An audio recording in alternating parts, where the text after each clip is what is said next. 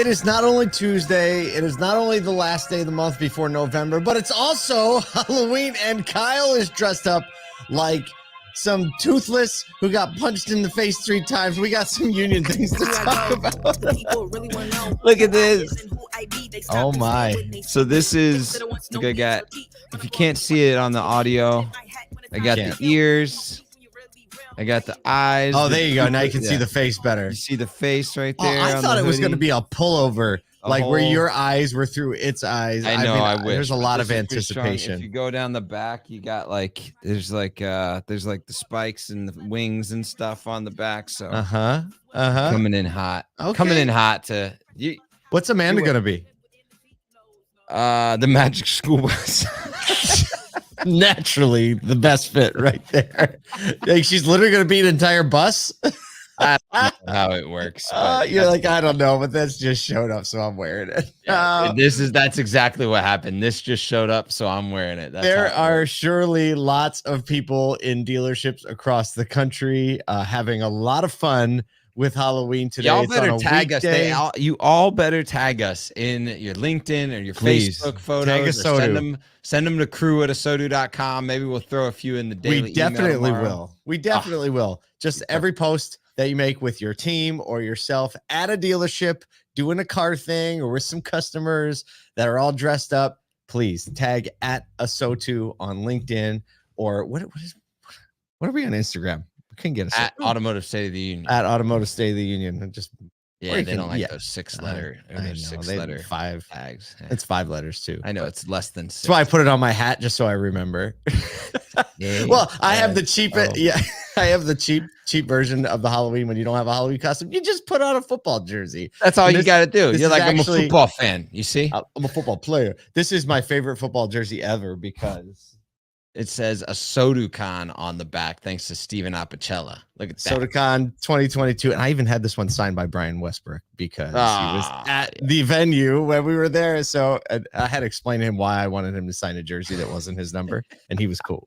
It was actually worked out really good because we started talking business. We ended up getting on a Zoom like a few weeks later. He's a really awesome guy. He's from Philly. He's not from Philly. Cool. But he was an Eagle. Hey, we have a lot of things coming up. Kyle and I will be traveling around quite a bit over the next several weeks. November is definitely going to be a busy month in automotive. A lot of events, a lot of things. We are going to be at Used Car Week, which is that next week? That's next week. Holy Phoenix, Arizona. It's going to be amazing. And then we're going from Phoenix, Arizona, and then a little break in for the weekend. And then we're heading to MRC, Modern Retailing Conference, Brian Pash's conference in Palm Beach. So if you're going to be at either of those two, make sure you come and say hi. We'll probably be talking to some people, probably doing some interviews, and just, learn and share and grow in the community and spending some time with you. If you can be there. If you're not there, we'll try to bring you as much as we can from those things so you can kind of participate as well. What else? What's dropping today? New episode of The Wheelhouse? The Wheelhouse, which is hosted by Daniel Govert. If you haven't caught The Wheelhouse, you have to. We push it on all podcast platforms and on LinkedIn, on Facebook, I think Twitter, YouTube at 1 p.m. Eastern. The topic today is what are things we should stop saying. Daniel will have Jen Suzuki, Liza Borges, Andrew DeFeo, some just really strong operators commenting on what's going on in the business right now. There you go. That's kind of important. We have More Than Cars, episode 2 launch, morethancars.tv. We could just give you more things, but we have a lot going on. But we got to talk about some news. Spent a lot of time talking about costumes today, which is worth it. We did. You got to do it. Speaking of trick or treat, that's a good segue. Got to use this button as much as I can. Wear it out today because we can't use it until next year. So the triple threat has been neutralized, maybe, as the UAW and GM have reached a tentative contract concluding the strike against the Detroit Big Three. The agreement promises significant wage hikes and other benefits for workers in line with the previous deals reached with Ford and Stellantis. So picketing ended near midnight, and the tentative contract will double certain workers' pay immediately. That's pretty good. With a 70% raise starting wages by 2028. So it sounds like they're doing okay. Veteran workers can anticipate about a 33% pay raise over the contract's term, reaching a high of $42.95 per hour.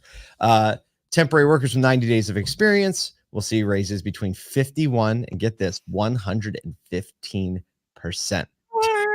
Just are just excited. strong. So yeah, GM is doing a few other things, and Sean Fain says, quote, "We were relentless in our fight to win a record contract, and that is exactly what we have accomplished." I agree. I mean, I'm honestly surprised at how big of a change it was from like the first few offers. I would not have expected that I level. can't remember what the first offer was. The first offer was like 15? it was like 20? 11 or 12%, and then there were these quick little like everybody kind of fought to get to 15. Yep. And the 15% raises along with a lot of the other things like the Mhm. COLA and the ancillary benefits, but to go from that 11 or 12% to 25% across the board, with some people getting in these like 70, 115% changes, that's a whoa. There's a little texture to the story There's that the anecdote. Yeah. well, before we get to the last hurdle, there was a Wall Street Journal article that we just didn't have time to include today, but it talked about 3 industry outsiders from basically politics that have been really Sean Fain's. They're in their like 30s, like so young, troublemakers kind of thing. Worked on Bernie Sanders campaign and AOC, and I can't remember the third one, but it makes all of a sudden a lot more sense why the combative nature took front and like why we're talking about eating the rich. What, like after I saw that texture, I'm like, oh, I thought this playbook felt familiar. Wow. But, yeah. Wild. But there's one more hurdle to getting all this across the line, and that is ratification. Fain's aggressive tactics and promises, while effective in negotiations, might backfire during the ratification process because he promised a lot of big things. 32-hour work weeks. No, there are pensions for everybody, right? None of that is a reality. So there's speculation on like, this could actually get voted down. Yeah, like what happens if everybody's like, but you told us you were gonna get by, it's what happens when the children start acting a little bit like dad?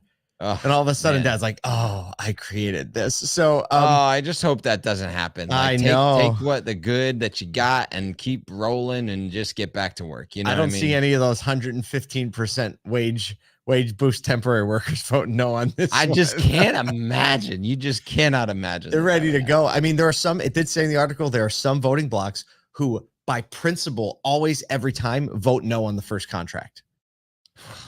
Just it's like we never vote yes on the first contract. And there's a part of me that thinks like if that happens, Fain might kind of get like a little smile and be like, I don't know what you want me to do. I couldn't do it. Like, can you imagine if that was the thing? Because like just think of his words over the last like 3 to 4 days. He's like, look, we did it. That's his message. Like he's trying to get it across the line. Right. I mean it could. I can't imagine. It's got to be tiring putting in those long nights. I mean, being angry is exhausting. Right. Let's just put it that way. You're being angry and frustrated and constantly stoking negative rhetoric actually is emotionally draining. Here's the deal. You only need a simple majority to pass according to the rules. So got it. We need 50% plus one person to get it across. I'm optimistic, but I'm optimistic. Ain't over till it's over. Speaking of stories that don't have much to do with that one. That's a good segue. Just have to use the button again. Feels like Tuesday. It does. Despite the Inflation Reduction Act offering up to $7,500 in federal tax credits, a new survey shows that 40% of Americans are completely unaware that it even exists. Despite the results, survey shows that Hispanic Americans indicate the highest preference group of any to buy an EV in the future. That surprised me. Black Americans show the lowest preference. Women are slightly less likely to be planning for an EV purchase, and they are much less aware of the EV tax credits. This is an Axios report. This data comes as Chevy finally unveils the Equinox EV that it's been talking about so much. And, typical, like it's going to be a $30,000 SUV, but here's one that costs $50,000. Right? Wow. Yeah. I mean, well, first of all, we know this is the case. We go out around the country and we're like, would you ever buy an EV? And this is it. What's that? What's an EV, right? Like, just so an EV tax credit. Yeah, like good luck. And I can only imagine if 40% are completely unaware, what's the next 40% where I like, that's out there, but I have no clue what that means for me. You know, like why that would trend my influence to potentially go to an EV. So the knowledge gap is huge. So I would like for dealers, if you have a large amount of EVs, it's not just like, hey, come buy our car. There's an education matrix to getting people to the point of being willing to look at an EV because of the tax credits. Like all of that has to be in the consideration into the research in the shopping phase. No doubt. No doubt. Well, I mean, a lot of times you think you know what people know. Right. And it's our little bubble, so we talk about it all the time. But it just goes to show you, like, almost half of everybody else has no idea. Right. Hey, real quick, did you see that the VinFast pricing model and the fact that the way that they're going to change some of where the final build assembly type stuff is done has the potential to have a VinFast vehicle in like the low teens after the tax credit? No way. It's like stupid the way it works out. Yeah. We'll do the math on another show for that. Does it get more than 80 miles of range though? Like, I don't know. I remember they released this big deal. It's like 160. Like what in the hey, I think we are going to see some more innovations in real creative ways. And VinFast, I mean, they got some funding and they got some funding. Now they have some dealers. Now they got some dealers. Hey. You throw dealers in the mix, all of a sudden it's like you just brought, all bets it's like are when off. you're walking like with the gang, like we can beat them, and then like the rest of the gang like files in from the side streets. You throw some dealers in with that. I'm like coming down the alley. It's like maybe if you throw dealers in the mix, and my whole opinion changes like that fast. Oh true. Man, speaking of things changing, That's a good segue. that's 3. It was a good segue. He was right the way he said that. Hey, the offshore turbine company Ørsted claims to be the first offshore wind firm globally to deploy autonomous giant drones for cargo delivery to the turbines. The drones are 128 pounds and have an 8.5-foot wingspan and are being tested at the UK's Hornsea 1 offshore wind farm. They can carry cargo up to 150 pounds. That's a lot. Suspended from the drone using a long cord. So what this allows is that the turbines don't have to be shut down during the process. And so if there is someone working on them or they need parts, turbines can stay on, people wait, thing gets dropped off on a little platform. You can see the video if you're watching right now of what happens. So now we've got cargo delivery from a drone to an offshore wind farm. A thing. Nuts. It seems like the best way, if you were listening, the music you were hearing was from this great video. Go back and watch the video of this giant drone flying with this cool music. And it's like literally like dangling this package, like this, I don't know, It kind of looks like a Coast Guard rescue bag, doesn't it? Yeah. And but exactly then it's like really long, drops it on the platform, releases the string. But think about 100 and first of all, like 100 and the drone's like 140 pounds itself. Right. So this is like a vehicle. But you're thinking of 150 pounds moving that around. Think about the change in mobility, right? Like Steve Greenfield talks about mobility a lot more.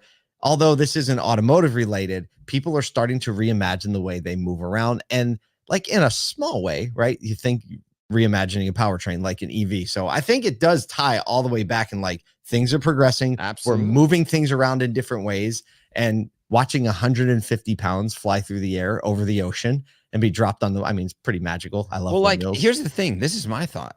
If they can do that, how far is the walk to parts delivery via drones? Right? Like, obviously, there's a lot of air control. That's figuring the big. Out that's who's pilots, all that type of stuff. When you're around a city and there's wires and there's other things to contend with, right? But if this is like that's like the future is out there, right? Less obstruction. You're out over the water. It's major, like large companies. That it's always a walk back to watch out for that innovation coming to a more like residential micro commercial environment. And so just like watch out for that coming. I mean, you probably use that between factories when they're closer together, might be a quicker deployment. How about like first person drones inside the dealership delivering oil filters? Nah, that's not, no. Like you see a parts guy Yo, have you seen the pranks people play on each other in the service department? They're never letting drones. Oh, back it would there. be over. It would be Like here's one of my favorite ones. If you've never worked at a service department or been around, you take a windshield washer fluid bottle and you put an air hose in it and you tape the cap shut and you seal the cap onto the bottle. And then you turn the air off at the valve and then you put it near somebody's car. And then when they walk over, you turn the air on and it explodes that thing faster than you can imagine. And you know, you can imagine it's dangerous. It's hilarious. It's all the things. That when OSHA came through. Yeah. I mean, this is a hypothetical, not a Very recommendation. hypothetical. Never seen it happen. Never done it in my life. Nathan, roll the disclaimer. Roll it. Hey, whatever you're doing today, we hope you enjoy your time. Get out there, get involved in the community. Everybody's out today. Everybody's trick-or-treating, care about some people, sell some cars, make a little bit of money too.